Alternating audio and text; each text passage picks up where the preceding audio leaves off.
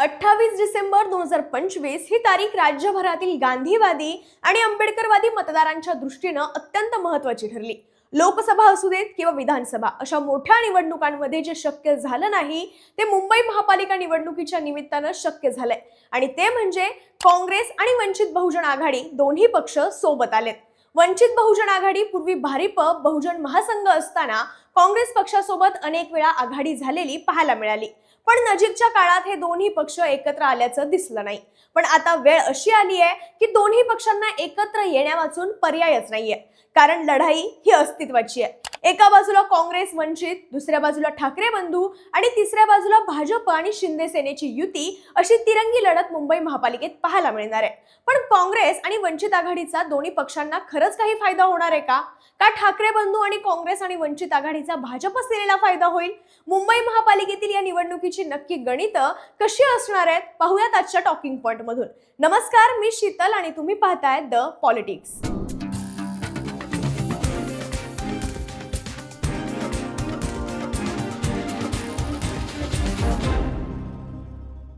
खरं तर मुंबईत राज आणि उद्धव ठाकरे यांची युती जाहीर करण्याआधी दोन्ही पक्षांकडून ज्याप्रमाणे वातावरण तयार केलं गेलं त्यात सर्वात मोठा कोणता मुद्दा केंद्रस्थानी असेल तर तो होता मराठी आणि महाराष्ट्र हित। त्यानंतर ठाकरे बंधूंच्या अनेकदा भेटीगाठी झाल्या आणि अखेर 24 डिसेंबर 2025 ला ठाकरे बंधूंनी अधिकृतपणे युतीची घोषणा केली। या युतीला काँग्रेस साथ देणार का यावर अनेक चर्चा रंगल्या, कारण एकीकडे शरद पवारांचा ठाकरे बंधूंच्या युतीला पाठिंबा होता, पण काँग्रेस मात्र स्वबळावर लढण्याच्या भूमिकेत होती। या सगळ्या चित्रामुळे आणि प्रत्येक पक्षाच्या वेगवेगळ्या भूमिकेमुळे बीएमसी मधील 227 जागांसाठी नेमकी कशी लढत होणार याचंही चित्र स्पष्ट नव्हतं। पण अखेर 28 डिसेंबरला काँग्रेस आणि वंचित बहुजन आघाडीने संयुक्त पत्रकार परिषद घेऊन मुंबई महापालिकेसाठी अधिकृतपणे आघाडी ही जाहीर केली। काँग्रेसचे प्रदेश अध्यक्ष हर्षवर्धन सपकाळ यांच्या उपस्थितीत आघाडीची घोषणा करण्यात आली। त्यानंतर बीएमसी मधील लढत ही तिरंगी होणार यावर शिक्कामोर्तब झाला। आता ही आघाडी फक्त मुंबईपुरती मर्यादित राहते की राज्यातील 29 महापालिकेत दोन्ही पक्ष एकत्र येतात ते पाहणं सुद्धा महत्त्वाचं असणार आहे। पण काँग्रेस आणि वंचितच्या आघाडीचा कोणाला फायदा होणार आणि कोणाला फटका बसणार हे पाहायचं तर ठाकरेंच्या युतीचा विचार केला तर ठाकरेंची शिवसेना आणि मनसे या दोन्ही पक्षांचा मुख्य आधार म्हणजे मराठी मतदार आहेत। याशिवाय आतापर्यंत इतरही अनेक समाजातील मतदार मुंबईत ठाकरेंच्या सेनेला मतदान करत आलेत। 2019 ची विधानसभा निवडणूक पाहिली तर त्या निवडणुकीत ज्या मतदारसंघात गुजराती मतदारांची संख्या ही लक्षणीय होती अशा भागात गुजराती मतदारांना केंद्रस्थानी ठेवून शिवसेनेने गुजराती भाषेत कॅम्पेन चालवलेलं आणि याचा फायदा शिवसेनेला झाला सुद्धा होता। म्हणजेच त्या निवडणुकीतील मुद्द्यांनुसार फ्लोटिंग वोटर्स हे शिवसेनेला मत देत आलेत। पण शिवसेनेत फूट पडल्यापासून आणि मराठीच्या मुद्द्यावरून आक्रमक भूमिका घेतल्यामुळे शिवसेनेच्या अमराठी मतांची वजाबाकी झाली आहे। ही मतांची वजाबाकी भरून काढण्यासाठी मनसे सोबत केलेली युती उद्धव ठाकरेंना पुरेशी ठरणार नाही असं चित्र सुद्धा दिसतंय। त्याचं प्रमुख कारण म्हणजे राज ठाकरेंच्या गेल्या काही काळातील भूमिका। राज ठाकरे यांनी 2014 साली मोदींना समर्थन दिलं, 2019 ला त्यांच्या विरोधात प्रचार केला, 2024 च्या लोकसभा निवडणुकीत पुन्हा पाठिंबा दिला। याशिवाय 2020 मध्ये राज्यात महाविकास आघाडी सरकार असताना त्यांनी हिंदुत्ववादी भूमिका घेत ते मुस्लिम विरोधाचा चेहरा बनले। या सगळ्या काळात त्यांनी अनेक वेळा भूमिका बदलल्या आहेत ज्याचा लोकांना विसर पडलेला नाहीये। याशिवाय मनसेची परप्रांतीयांच्या विरोधात असलेली आक्रमक आणि कधी कधी हिंसक असणारी भूमिका सुद्धा त्यांच्यासाठी नकारात्मक ठरणार आहे। त्यामुळे मनसे सोबत आल्याने मराठी मतांची काही प्रमाणात बेरीज होणार असली तरी इतर सर्व समाजातील मतांची वजाबाकी होणार हे सुद्धा तितकंच नक्की आहे। हे झालं ठाकरेंच्या मतांच्या बेरजेबाबत।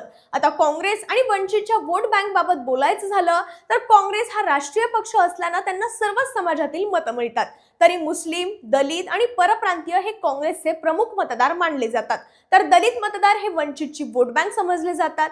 राहुल गांधी राष्ट्रीय पातळीवर दलित, वंचित आणि आदिवासींचे प्रश्न हे सातत्यानं उपस्थित करत आलेत, त्यामुळे हे मतदार काँग्रेसच्या कायम पाठीशी असल्याचं दिसतं। तसंच वंचितच्या बाबतीतही आहे। वंचित बहुजन आघाडीचा प्रभाव दलित तसंच कामगार वर्गात सुद्धा दिसतो। शिवाय मुंबईत 15 जागांवर एससी आरक्षण आहे आणि प्रकाश आंबेडकरांमागे दलित वोट बँक ही मोठ्या प्रमाणात दिसते। त्यामुळे दलित, वंचित, मुस्लिम, बहुजन मतांचं विभाजन टाळणं हे काँग्रेस आणि वंचितला सहज शक्य होणार आहे। आता भाजप आणि शिंदेच्या युतीबाबत बोलायचं झालं तर अलीकडेच पार पडलेल्या बिहार विधानसभा निवडणुकीचा निकाल पाहिला तर तिथे 89 जागा जिंकून भाजप हा मोठा पक्ष ठरला। त्यामुळे या निकालातून हे तेव्हा स्पष्ट झालंय की बिहारचा निकाल फक्त बिहार पुरता मर्यादित राहणार नव्हता, तर त्या निकालाने महाराष्ट्रात आणि विशेषतः मुंबई महापालिकेत देखील भाजपसाठी बेरजेच्या राजकारणाचं समीकरण तयार झालंय। कारण मुंबईसह उपनगरांमध्ये बिहार आणि उत्तर प्रदेशातून आलेल्यांचं म्हणजेच परप्रांतीयांचं प्रमाण हे अर्थातच जास्त आहे आणि या लोकांच्या मतांचा फायदा तसाही पहिल्यापासूनच भाजपला मोठ्या प्रमाणात होतो।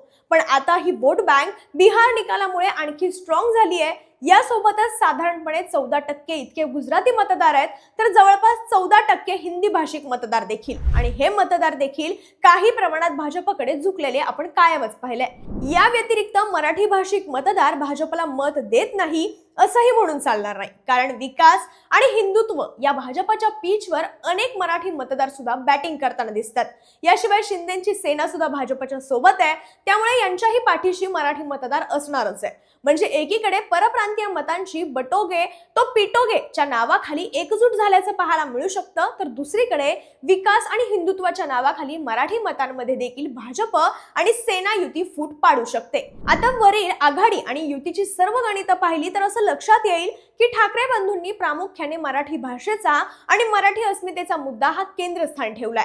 त्यामुळे मराठी मतदार ठाकरे बंधूंच्या मागे उभे राहतात अशी शक्यता आहे। पण फक्त मराठी मतदानावर निवडणूक जिंकता येईल का? तर नाही। मुंबईत फक्त 30 ते 35% मराठी मतदार आहेत, जे ठाकरे आणि भाजप शिंदे युतीमध्ये विभागले जातील। अशा वेळी मुंबईत असलेले जवळपास 19% मुस्लिम मतदार आणि 15% दलित मतदार हे निवडणूक जिंकण्यासाठी महत्त्वाचे ठरले असते। MMD अर्थात मराठी, मुस्लिम आणि दलित मतदार एकत्र येण्याचा परिणाम 2024च्या लोकसभा निवडणुकीत दिसून आला होता, जेव्हा युतीला मुंबईतील 6 पैकी फक्त 2 जागा जिंकता आल्या होत्या, तर महाविकास आघाडीने 4 जागा जिंकल्या होत्या। मात्र आता काँग्रेस आणि वंचित एकत्र आल्याने MMD मधील मुस्लिम आणि दलित मतदार काँग्रेस आणि वंचित आघाडीकडे वळण्याची शक्यता आहे, तर फक्त मराठी मतदार ठाकरेंसोबत राहतील। आता हे सगळं गणित एकत्र करून पाहिलं तर असं लक्षात येतं की ठाकरे बंधू एकत्र आल्याने आणि काँग्रेस व वंचित एकत्र आल्याने यामध्ये खरा फायदा हा भाजप आणि सेनेच्या युतीचा होऊ शकतो। त्याचं प्रमुख कारण म्हणजे हिंदुत्व आणि विकासाच्या मुद्द्यावर भाजप सेना युतीची वोट बँक ही मजबूत आहे, तर ठाकरे बंधू आणि काँग्रेस वंचित आघाडीत मताचं विभाजन झाल्यानं त्यांना नुकसान होण्याची शक्यता नाकारता येत नाही। आणि हाच धागा पकडून अनेक राजकीय विश्लेषक असा मुद्दा मांडतायत की ठाकरेंच्या युतीला भाजपची फूस असू शकते।